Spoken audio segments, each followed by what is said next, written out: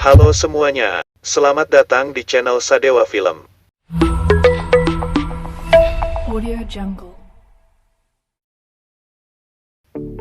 Bagaimana kabar kalian semua? Semoga selalu sehat dan baik-baik saja. Pada video kali ini saya akan merangkum sebuah film yang ditayangkan pada tahun 2019 berjudul Upin dan Ipin Keris Siamang Tunggal. Film ini adalah film ketiga Upin dan Ipin yang membutuhkan waktu 5 tahun produksi dan 4 tahun pembuatan naskah dan menjadi film dengan budget terbesar yang pernah diproduksi di Malaysia. Bagaimana alur ceritanya? Tanpa banyak omong lagi langsung kita masuk ke dalam alur cerita lengkap dari film Upin dan Ipin Keris Siamang Tunggal. Di bagian awal film, menunjukkan seorang penyihir menyerang istana Indraloka yang bernama Bersiong. Dirinya berniat merebut tahta kerajaan. Raja yang sedang menempa keris Siamang Tunggal, diserang oleh Bersiong. Sempat terjadi pertarungan antara mereka, namun Bersiong berhasil mengalahkan sang raja dan menguasai tahta kerajaan. Sebelum meninggal, Raja memberikan wasiat kepada keris Siamang Tunggal yang membuat keris itu mengeluarkan kekuatan yang dahsyat, dan membuat keris itu pergi ke suatu tempat.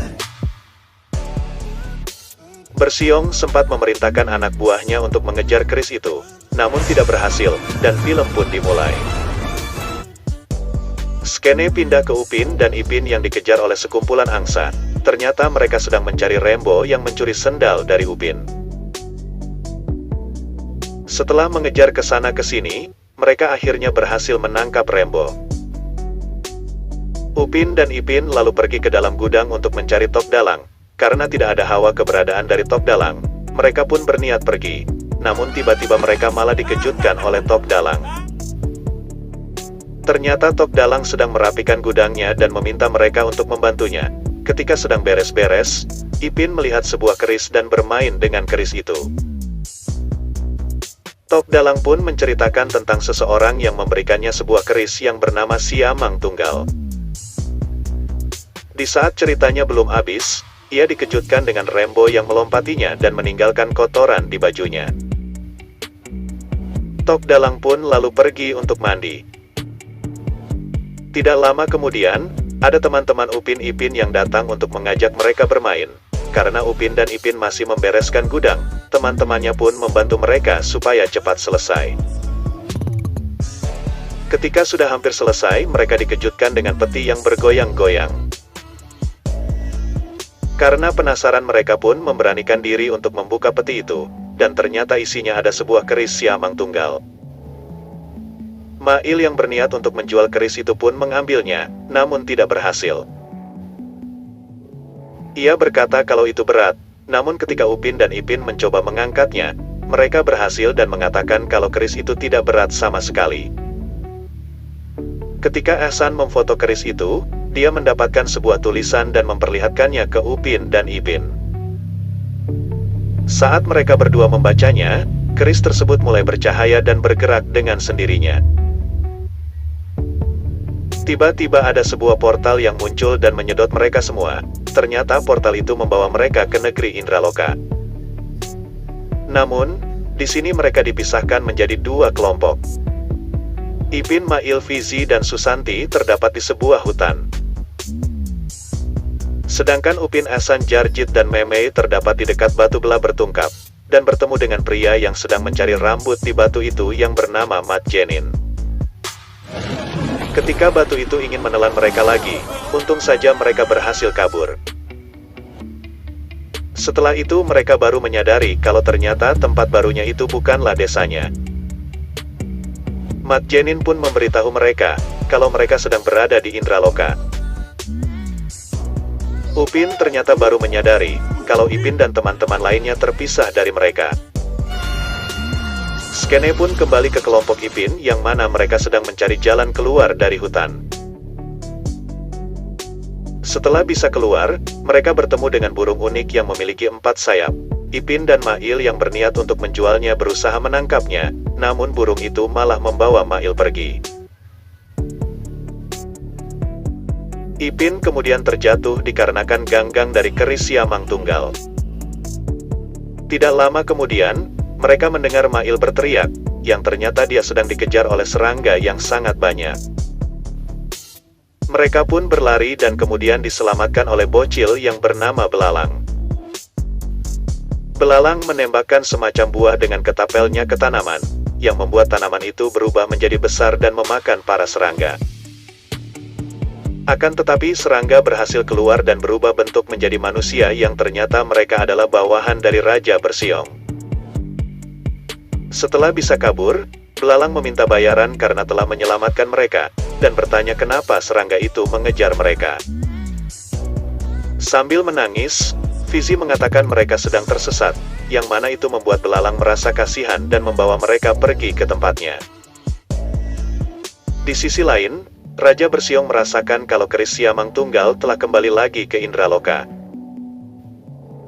Ia yang tahu keris itu akan membahayakannya, Raja Bersiong pun memanggil Pak Belalang, yaitu ayah dari Belalang, dan memerintahkannya untuk mencari keris itu. Pak Belalang pun kembali ke rumah dan terkejut dengan kehadiran Ipin dan temannya. Lalu Belalang memberitahu bahwa dia membawanya karena mereka tersesat. Dan Pak Belalang kembali dikejutkan ketika Ipin menjatuhkan gagang dari keris Siamang Tunggal, dan menanyai di mana sarungnya.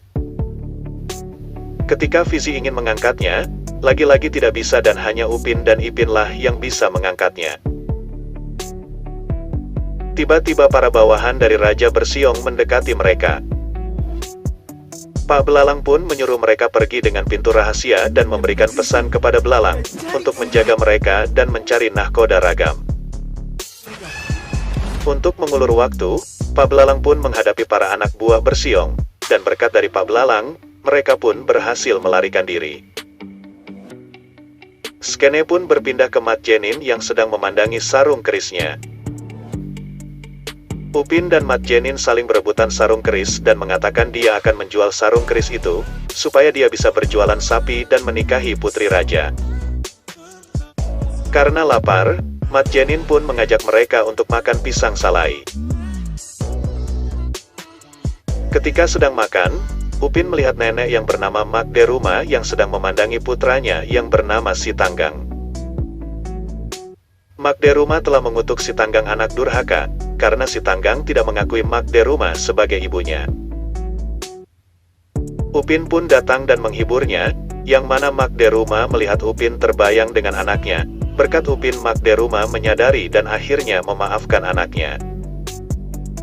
Kemudian patung batu Sitanggang perlahan-lahan tenggelam di dalam air. Akibat tangisan dari Magderuma, keris yang dipegang Ipin pun menampakkan sebagian wujudnya. Gerak-gerik mereka ternyata diawasi oleh serangga bawahan Raja Bersiong. Tidak lama kemudian ikan todak datang dan menyerang mereka. Magderuma pun menyuruh mereka pergi dari tempat itu segera. Raja Bersiong pun sudah tahu siapa yang memegang keris itu, dan memerintahkan anak buahnya untuk mengambilnya. Malam harinya, Ipin dan yang lainnya sedang melihat pertunjukan wayang yang mengisahkan tentang keris Siamang Tunggal yang ditampilkan oleh nahkoda ragam. Tak lama kemudian, Upin dan yang lain datang dan menyaksikan pertunjukan itu di sana. Akhirnya Upin bertemu dengan Ipin dan teman-teman lainnya. Di tengah kesenangan itu datanglah para anak buah dari Bersiong yang ingin mengambil keris itu. Di saat mereka mau menyerang, untung saja nahkoda ragam membantu mereka untuk melarikan diri, tapi satu persatu teman-teman Upin Ipin ditangkap oleh anak buah Bersiong. Nahkoda ragam pun mengeluarkan kapalnya untuk membawa Upin dan Ipin lari. Anak buah Bersiong mencoba untuk menaiki kapal, namun digagalkan oleh Upin yang mencabut keris dan mengeluarkan kekuatan yang dahsyat. Akibat serangan itu, anak buah Bersiong pun terluka. Sebelum mereka pergi, anak buah Bersiong memberitahu mereka, jika ingin teman-temannya selamat, bawalah keris itu ke kerajaan. Upin dan Ipin berencana untuk memberikan keris itu kepada Raja Bersiong, namun dilarang oleh nahkoda ragam dan Mat Jenin. Karena jika sampai keris itu jatuh ke tangan yang salah, kerajaan Indraloka akan musnah. Mendengar nasihat dari mereka, Upin dan Ipin mulai tenang dan mereka berencana untuk menyerang kerajaan. Sampainya di Pulau Angan Makanda, perhatian Upin dan Ipin teralihkan oleh binatang lucu dan sempat bermain dengannya. Namun binatang itu malah mengambil sendal Upin dan membawanya kabur. Upin dan Ipin yang mengejarnya sampai di sebuah gua. Mereka di sana melihat ada lukisan di dinding yang menggambarkan sebuah keluarga. Mereka yang melihat itu merasa sedih dan merindukan Opah dan Kak Ros. Di tengah kesedihan itu, mereka melihat Opah dan Kak Ros di balik air terjun. Namun itu semua hanyalah ilusi semata. Tidak lama kemudian belalang, Mat Jenin dan Nahoda Ragam pun datang karena mencari Upin dan Ipin. Di sana mereka bertemu dengan wanita cantik yang bernama Bawang Merah. Mereka menanyainya kenapa dia bisa berada di sini. Bawang Merah pun mulai bercerita tentang dirinya yang difitnah oleh Bawang Putih adiknya sendiri. Karena itu dia bisa dipenjara di sini. Di sisi lain Bawang Putih ternyata berada di dalam penjara bersama teman Upin dan Ipin dan ayah belalang. Bawang Putih menceritakan tentang kejahatannya dan merasa menyesal telah memfitnah Bawang Merah. Nakoda Ragam merasa di sini ada kolam yang bisa menuju ke dalam kerajaan, namun kolam itu telah mengering. Bawang Merah yang melihat kebersamaan Upin dan Ipin teringat dengan masa lalu tentang kebersamaan ia dengan Bawang Putih. Bawang Merah menangis dan berkata dia memaafkan Bawang Putih. Akibat tetesan dari air matanya membuat air kolam kembali ada, yang memunculkan bagian dari keris Siamang Tunggal. Mereka pun bergegas menuju kerajaan. Sampai di sana, mereka memasuki penjara dan bertemu dengan teman-temannya. Bawang Merah bertemu dengan adiknya dan Belalang bertemu dengan bapaknya dan membebaskan mereka semua. Mat Jenin yang berpencar dengan Upin dan Ipin mencari keberadaan dari Raja Bersiong. Namun di sana dia malah mendapatkan ingatan tentang Raja Indraloka yang sedang melawan Bersiong. Yang ternyata Mat Jenin adalah anak dari Raja Indraloka dan Nahoda Ragam adalah Panglima Kerajaan Indraloka. Mat Jenin marah kepada Panglima Ragam karena dia tidak membantu ayahnya. Nakoda Ragam pun memberitahu Mat Jenin kalau saat itu, Raja memerintahkannya untuk menyelamatkan Mat Jenin dan membawanya pergi. Untung saja ada Upin dan Ipin yang memisahkan mereka. Mat Jenin yang sedih atas kematian ayahnya membuat keris itu sepenuhnya telah utuh. Ia pun membaca tulisan yang ada di keris itu. Namun sebelum terbaca semuanya, Raja Bersiong muncul dan terjadilah pertarungan yang seru antara mereka. Mat Jenin akhirnya terpojokkan karena perbedaan level yang besar di antara mereka. Untung saja dia dibantu oleh Upin dan Ipin dengan melemparkan kursi itu tepat ke tubuh Bersiong, yang membuat Raja Bersiong malah mengamuk dan marah. Di sisi lain, Belalang dengan yang lainnya menghadapi anak buah dari Bersiong dan tidak lama kemudian ada Magderuma dan prajurit lainnya membantu mereka. Kembali ke Upin dan Ipin di sana, Raja Bersiong mengeluarkan semua kekuatannya dan melemparkan Upin dan Ipin. Magderuma dan Pak Belalang memberitahu Mat Jenin untuk membaca tulisan di keris itu. Seketika Mat Jenin pun berubah menjadi monster Siamang Tunggal, dan menghajar Raja Bersiong. Mat Jenin menyadari kalau mahkota di dalam diri Raja Bersiong adalah sumber kekuatannya.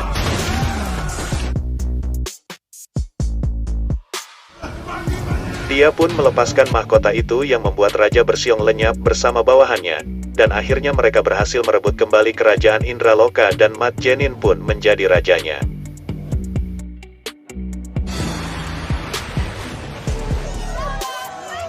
Dan mereka pun semua akhirnya bisa pulang ke tempat asal mereka. Pak Belalang menyadari batu belah bertangkup terbuka dan menyuruh mereka harus segera pergi. Namun karena jarak yang jauh, Mat Jenin pun memiliki ide untuk pergi menggunakan meriam.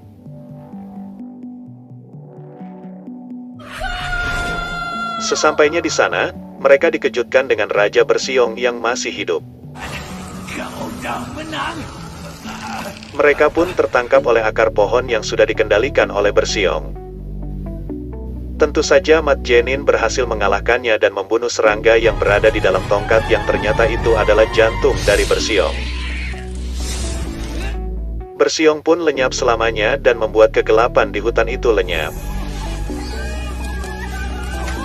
Mereka pun memberikan salam perpisahan dan Mat Jenin memberikan kembali keris itu kepada Upin dan Ipin.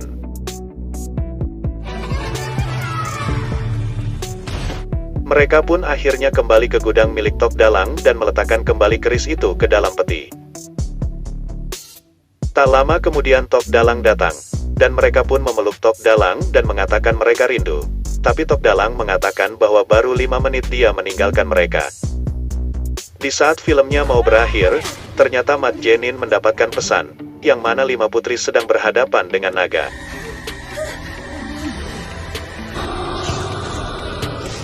Dan akhirnya film ini pun berakhir. Jadi di akhir video tadi ada 5 putri yang mana mereka adalah film animasi yang dibuat oleh satu studio dengan Upin dan Ipin. Dan sepertinya dunia yang ditinggali Mat Jenin juga adalah tempat tinggal para 5 putri. Oke, terima kasih yang sudah menonton video ini sampai habis. Jika kalian suka pada video ini, klik like dan share ke teman-teman kalian tentang channel ini. Dan sekali lagi aku ucapkan terima kasih kepada kalian semua dan sampai jumpa di video selanjutnya.